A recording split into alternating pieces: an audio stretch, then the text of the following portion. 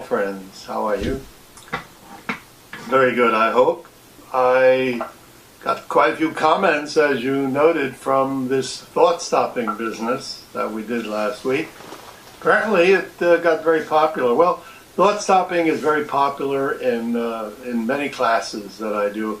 Actually, in my hypnosis trainings, that's one of the standard things that I train therapists in, and they're very successful in using it. Let's get to the picture the painting before we. I don't think I've shown you that one. It's really a big one. It's quite a ways back. You can't hardly see how big it is, but it's quite large. The area behind there is one of my favorite restaurants in France, in Normandy actually, where I usually go with some friends of mine whenever I'm in France. It's been quite a while. The Auberge, it was called. I put the rest of this business here as though you were looking out of a window, just to kind of frame it. Anyway, so much for the picture.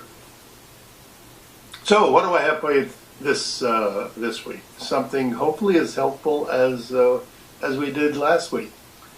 I've been thinking about some principles that I am developing, that I would like to develop.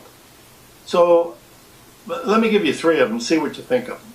3 rules, Bert Goldman's rules, or whatever it is that I would call myself, if I were to call myself something. I don't want to start a religion, but if I were to, this would be 3 of the basic tenets. Do not, through any action or inaction, do any harm to any other human being. You might say that's similar to the Golden Rule, but it's not. It's not. Do unto others as you would have them do unto you doesn't work very well for a sadist or a masochist. And there are, unfortunately, so many of those in the world. Do not, through any action or inaction, cause harm to any other human being.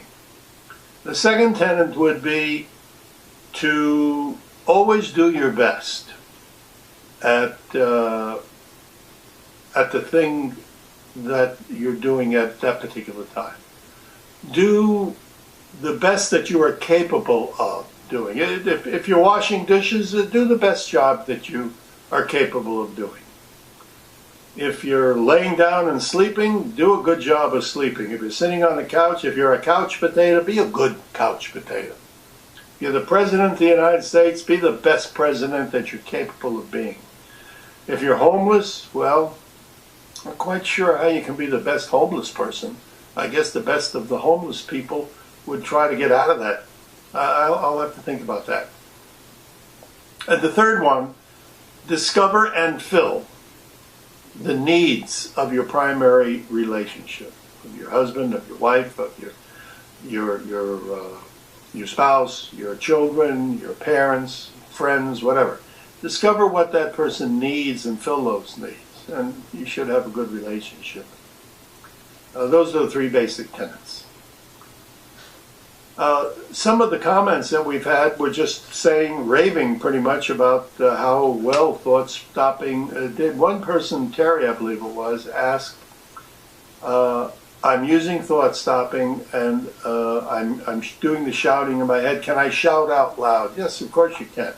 As a matter of fact, when I do it therapeutically meaning when I have I don't like to say patient, I'm not a doctor, a client, let us say. When I have a client who has a problem with something, I will generally just talk very, very low to them, and this is on the physical level, of course.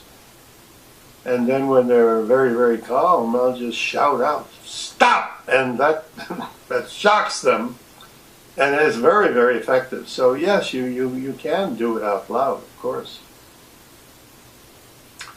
Another good technique that will stand you in good stead is to eliminate a problem that you have, a consistent problem. Let's say you're stuck in traffic. Now, nobody likes to be stuck in traffic. How can you mitigate the feelings that you have, to eliminate, to neutralize the feelings that you have when you are stuck in traffic? Well, there is a way. I'm using stuck in traffic as a metaphor for anything. It could be that you don't like doing dishes, that you don't like a particular person that you're with, or whatever. This is how you do it. You don't say, I dislike being in traffic. You don't say, I hate doing dishes. You say, I am stuck in traffic.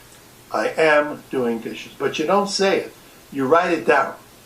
This is very brief. It's just one sentence. I am stuck in traffic. Just write that down. So you write, or whatever it is that bothers you. So, as I say, we're using stuck in traffic as a metaphor for whatever. I am stuck in traffic. Now, you've written that down. Now, what is it that you really like, that you really enjoy? Let's say that you enjoy being at the beach, or that you enjoy being in the mountains, or that you enjoy just sitting in your backyard. Something that you enjoy. Create an image of that. And that's your iconic image. In other words, that's the image that you're going to use to overcome the circumstance of you being stuck in traffic and being bothered by it. Okay, so you've written down, I'm stuck in traffic, or whatever. You look at it. You look at the paper that you've written, I'm stuck in traffic. You look at it for 2 seconds. And you look away, you close your eyes, and you think yourself at the beach. You're at the beach, or you're in the mountains, wherever you are very, very comfortable. Someplace that you're comfortable. You visualize that for about 3 seconds. And then you look at the statement again, I am stuck in traffic. And you look up, you look away, close your eyes, and you visualize yourself as comfortable somewhere.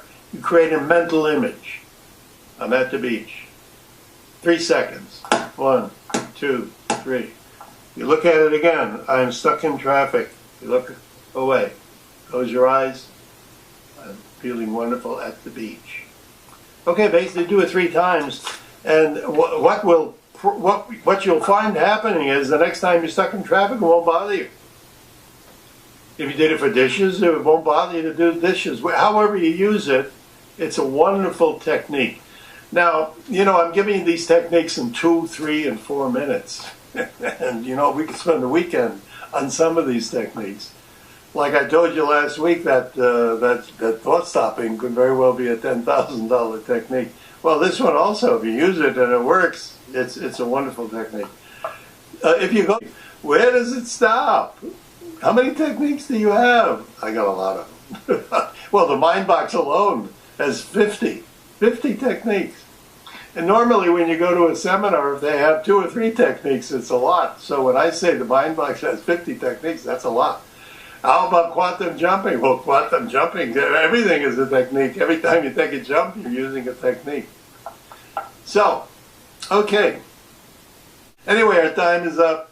Bert Goldman wishing you a very good day, a good week. Goodbye for now.